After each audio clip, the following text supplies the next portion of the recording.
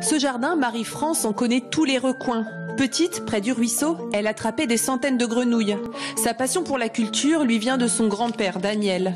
Dans le potager, il mélangeait des fruits, des fleurs et des légumes, comme le fait aujourd'hui Marie-France dans le jardin de Curé.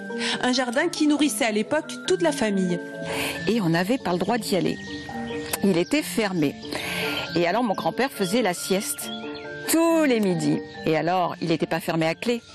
Alors on y allait et j'ai eu des souvenirs de groseilles à maquereau extraordinaires puisque c'était interdit, de framboises, et je pense qu'il le faisait exprès.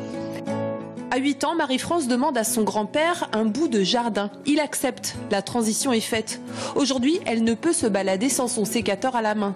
Marie-France aime les jardins à la française, mais elle s'y ennuie. Chez elle, le jardin mélange plusieurs atmosphères. Les taupières bien taillées, les vivaces dans les massifs à l'anglaise et les rhododendrons sur ce qu'elle appelle son île au Bouddha.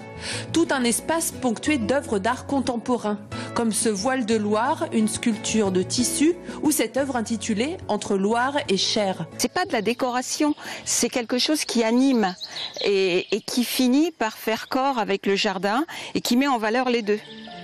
Le jardin des Métamorphoses. C'est aujourd'hui le nom de cet espace abrité par le prieuré du 11e.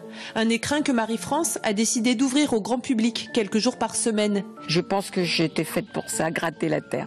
J'ai vécu 20 ans à Paris, j'ai vécu à l'étranger.